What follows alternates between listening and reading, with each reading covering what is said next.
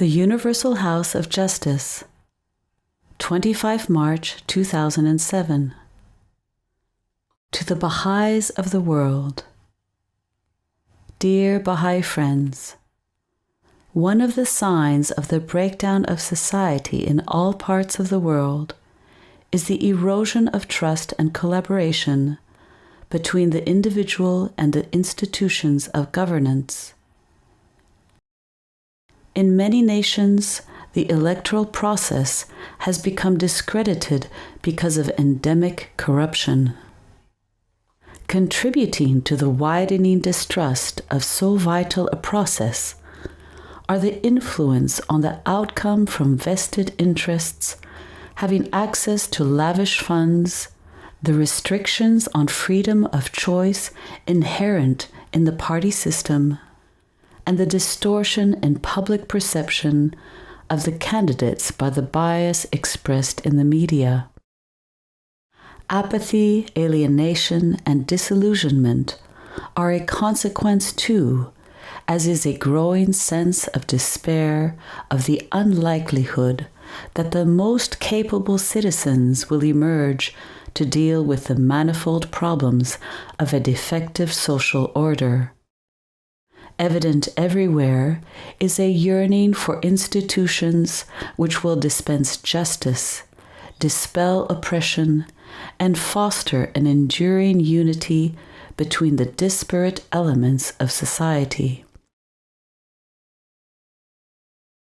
The world order of Baha'u'llah is the divinely ordained system for which nations and peoples so desperately search. Hailed by the Bab in the Persian Bayan, its foundational features prescribed by Baha'u'llah himself, this order is without precedent in human history for its standard of justice and its commitment to the practical realization of the oneness of mankind, as well as for its capacity to promote change and the advancement of world civilization. It provides the means by which the divine will illumines the path of human progress and guides the eventual establishment of the kingdom of God on earth. Throughout the entire planet, the devoted followers of Baha'u'llah are laboring to develop further the Baha'i administrative order described by the Guardian, quote, not only as the nucleus, but the very pattern of the New World Order, end quote. Thus, setting the foundation for a world civilization destined to yield its dazzling splendor in the centuries to come. They do so notwithstanding the conditions of turmoil and disorder alluded to by Baha'u'llah in affirming that, quote, the world's equilibrium hath been upset through the vibrating influence of this most great, this new world order.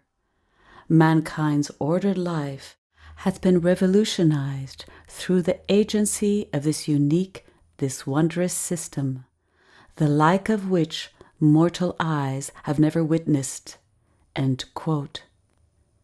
With the concerted worldwide endeavor to advance the process of entry by troops, gathering momentum through implementation of the provisions of the 5-year plan, it is now opportune that the believers everywhere give greater attention to strengthening the process by which assemblies, national and local, are elected. The manner of participation by all adult members of the community in these elections is a distinguishing feature of the system of Baha'u'llah, for it is a bounden duty that confers a high privilege upon every Baha'i to select, as a responsible citizen of the new world being brought into existence, the composition of the institutions having authority over the functioning of the Baha'i community. In this regard, indifference and neglect on the part of any believer are alien to the spirit of the cause. the friends must strive ceaselessly to avoid being contaminated with these destructive attitudes which have inflicted such damage on the integrity and authority of the institutions of a declining world order. In describing Bahá'í elections, Shoghi Effendi, through a letter written on his behalf, conveyed that, quote, Bahá'í electoral procedures and methods have indeed, for one of their essential purposes, the development in every believer of the spirit of responsibility. By emphasizing the necessity of maintaining his full freedom in the elections, they make it incumbent upon him to become an active and well-informed member of the Baha'i community in which he lives. End quote. The manner in which the elector exercises the right and privilege to cast his vote is therefore of great significance. Shoghi Effendi's instruction in this passage further explains that, quote, to be able to make a wise choice at the election time, it is necessary for him to be in close and continued contact with all local activities, be they teaching, administrative, or otherwise, and to fully and wholeheartedly participate in the affairs of the local as well as national committees and assemblies in his country. It is only in this way that a believer can develop a true social consciousness and acquire a true sense of responsibility in matters affecting the interests of the cause. Baha'i community life thus makes it a duty for every loyal and faithful believer to become an intelligent, well-informed, and responsible elector, and also gives him the opportunity of raising himself to such a station. End quote. While there should be no mention of personalities in connection with Baha'i elections, it is quite appropriate for believers to discuss the requirements and qualifications for membership in the institution to be elected. Shoghi Effendi offers clear guidance on this point.